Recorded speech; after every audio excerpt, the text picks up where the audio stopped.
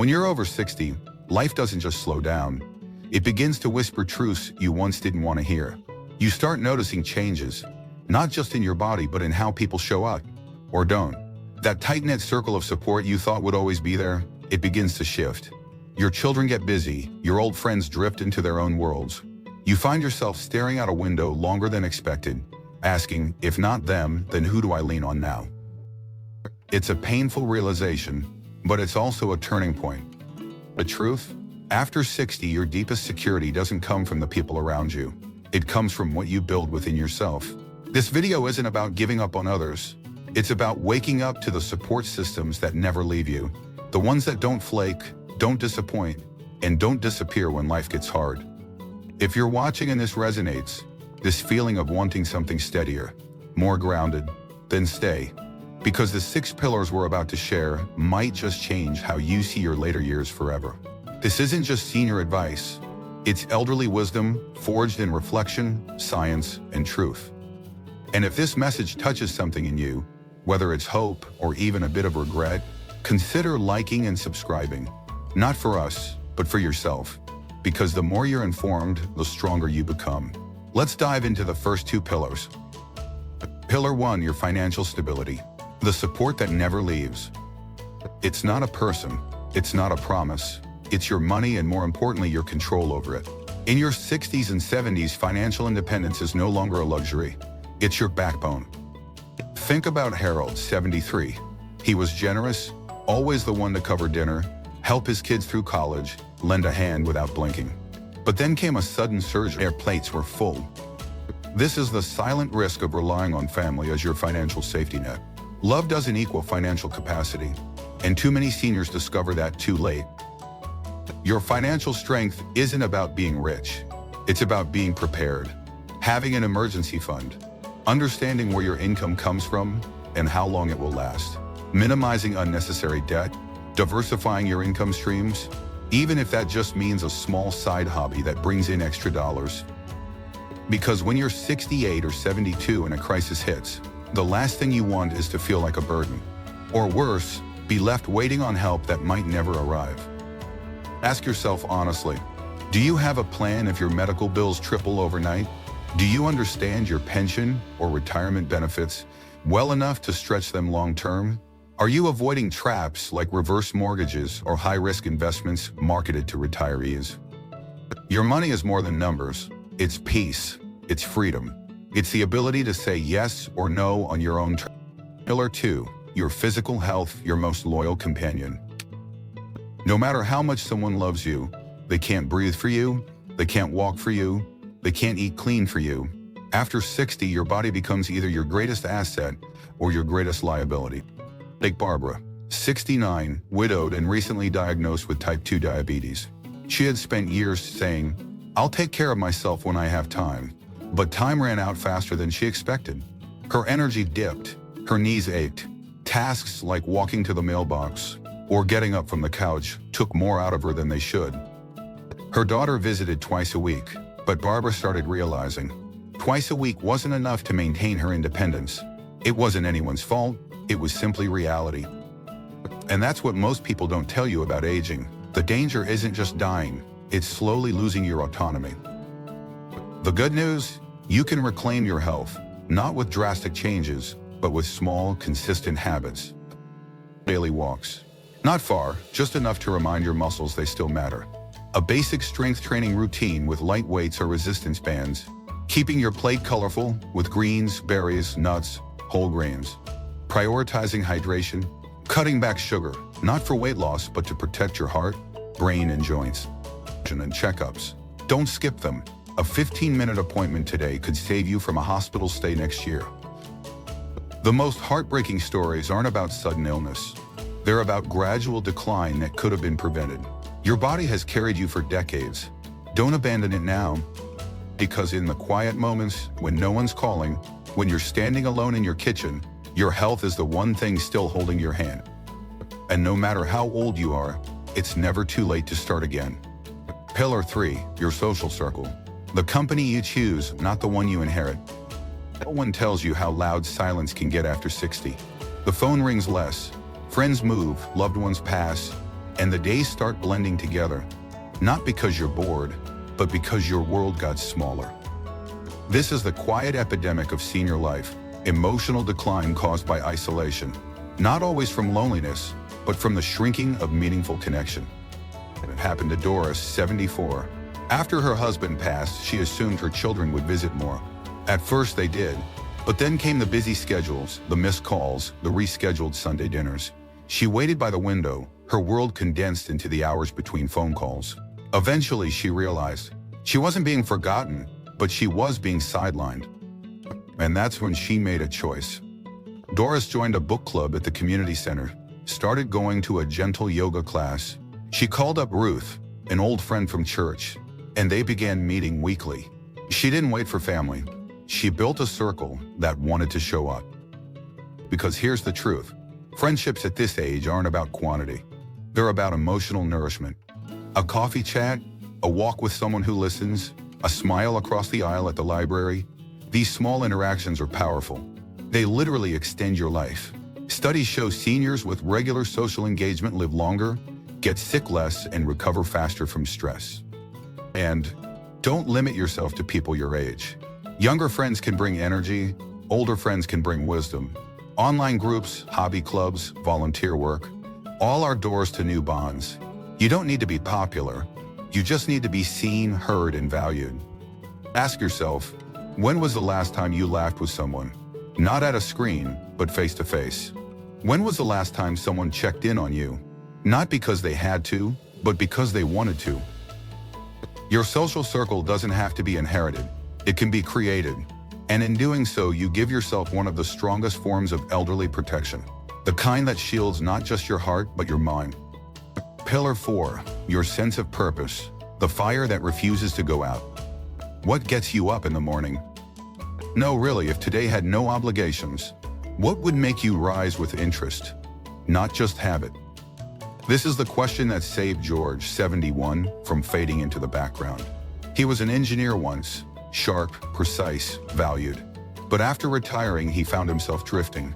Retirement is freedom, they said, but no one told him it might also feel like invisibility. He sat in front of the TV longer, slept more, spoke less. Then one afternoon, while walking past the neighborhood school, he saw a flyer, "Volunteer Mentors Needed, Inspire the Next Generation." Something clicked. George signed up, and the next week he was back in a classroom, helping fifth graders build birdhouses, guiding them, laughing with them, feeling useful again. That's what purpose does. It doesn't just fill time, it fills your soul. And here's the secret, purpose doesn't have to be big. It doesn't have to be noble. It just has to mean something to you. It can be gardening, painting, writing letters to your grandchildren, reading to children at the library, starting a YouTube channel to share life lessons from the elderly. It can even be as small as setting a goal each week and achieving it, walking 3 times, finishing a book, cooking a new dish. Without purpose, days melt together. With it, every hour counts. And the beautiful part? When you have a sense of purpose, you naturally stay more active, more curious, and more emotionally stable. It guards against depression, cognitive decline, and even physical decay. So ask yourself now, what gives you that small flicker of excitement? What's something you'd do even if no one paid you, no one clapped, no one noticed? That is your purpose. You don't need a title, a paycheck, or an audience. You just need a reason. And when you live with purpose after 60, you don't just survive, you begin to thrive again. Pillar 5, emotional resilience, your invisible armor that endures when everything else fails. After 60, life becomes quieter, but not always in a comforting way. It's the kind of quiet that exposes what you've been pushing down for years, the griefs you've never processed, the insecurities that still whisper late at night, the regrets that sneak into your thoughts when no one's around. People talk a lot about financial health, mobility, blood pressure, but hardly anyone talks about emotional stamina. And yet, it may be the most important key to thriving, not just surviving, in your senior years. Let me introduce you to Jean. She's 75, married 52 years, a quiet, kind woman with eyes that seem to carry centuries of stories. 3 years ago, her husband passed away. Her children were grown, her friends were busy, and the house echoed like a memory she didn't know how to quiet. At first, she waited for someone to fix the sadness, to make her feel like herself again. But no one came. Not because they didn't care, but because they didn't know how. One morning, Jean stood in front of the mirror and whispered, "I don't know who I am without him." And that's when she realized something profound. It was time to rediscover herself, not as a wife or mother, but as Jean.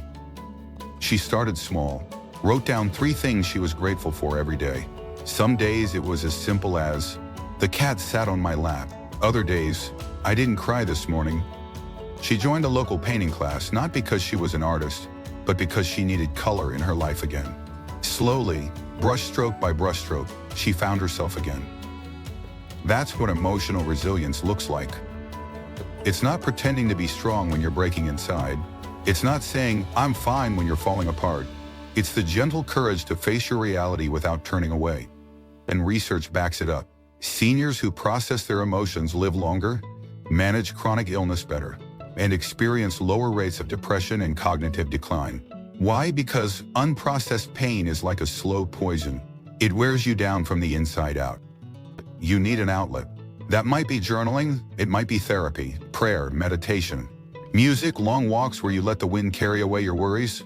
Emotional resilience is like a muscle. The more you train it, the stronger you become. And you need to talk to yourself differently. Stop saying, I'm too old for this. It's too late to change. No one needs me anymore. Start saying, my feelings are valid. This season matters too. I'm still becoming. Your emotional health deserves as much attention as your cholesterol. Don't treat your inner world like an afterthought. Guard it, heal it, nurture it. Because in the loneliest moment, when the house is dark and the future feels uncertain, it won't be your retirement plan or doctor's visits that hold you. It'll be your inner strength. The quiet voice that says, I've survived worse. I can survive this too.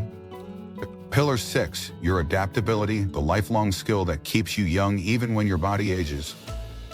There is a myth about aging that it hardens you, that the older you get, the more stuck in your ways you become. But the truth, the people who age best are not the ones who resist change. They're the ones who bend with it. Meet Thomas. He's 82. His world turned upside down when his wife passed, and his daughter moved abroad in the same year. For the first time in 60 years, he was alone in the house they built together. Everything reminded him of her. Her chair, her garden tools, the songs she used to hum. At first, Thomas shut down. Days blurred, he missed meals, forgot appointments.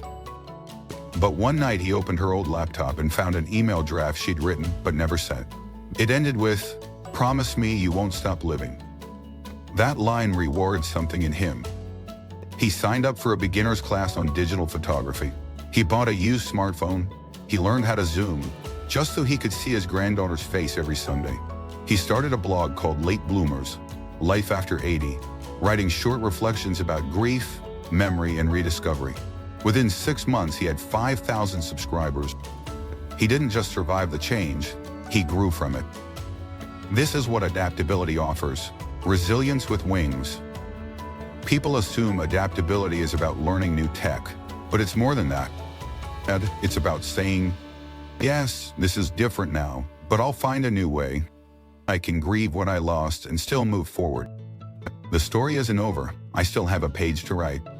Adaptability is what allows you to accept a slower pace without guilt, discover beauty in unfamiliar routines, keep your brain sharp through new learning, stay emotionally fresh in a world that won't stop changing. Neuroscience agrees, learning new skills after 60, whether it's dancing, drawing, or even using a new app, literally builds new brain cells. It rewires your neural pathways. It improves memory, prevents dementia, and keeps depression at bay. And emotionally, adaptable seniors report higher happiness, lower regret, and greater purpose. Adaptability doesn't mean you don't miss the old life. It means you're brave enough to meet the new one. Maybe you're moving into a smaller place. Maybe your best friend is gone. Maybe your body won't do what it used to. But you can find joy in a new neighborhood, make new friends at the community center, discover gentle exercises that still bring movement. And if you're afraid, that's okay too. Fear is just the beginning of transformation.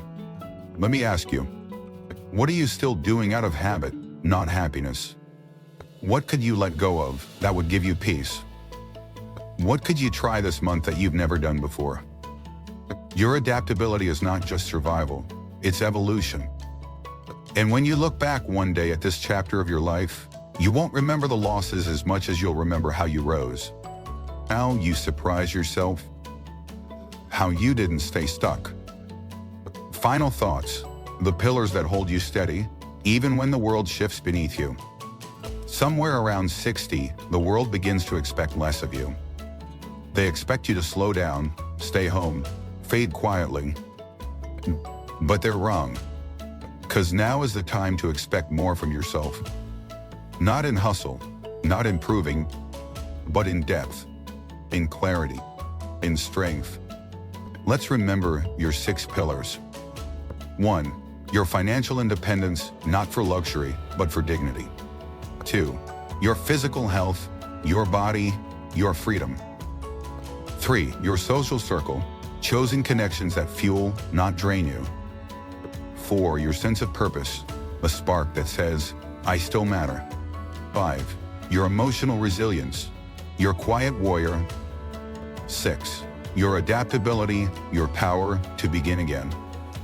If you build these brick by brick, habit by habit, you won't just age, you will age boldly. You will be the senior, still has laughter in their lungs, still tries new things at 75, still offers advice that young people actually listen to. You will be a reflection of what's possible after 60. A living, breathing quote of wisdom, a story still in motion. So let me ask you, which pillar will you strengthen this week? What tiny decision can you make today, right now, that will give your tomorrow more life, more peace, more meaning? Write it down, then act on it. And if this video stirred something inside you, don't keep it to yourself. Like it, share it, subscribe. But more than that, talk to someone about what you learned. Share a piece of it with someone you love, or someone who forgot how strong they are. Because we're not just building pillars for ourselves. We're building legacies for every senior who comes after us, looking for light.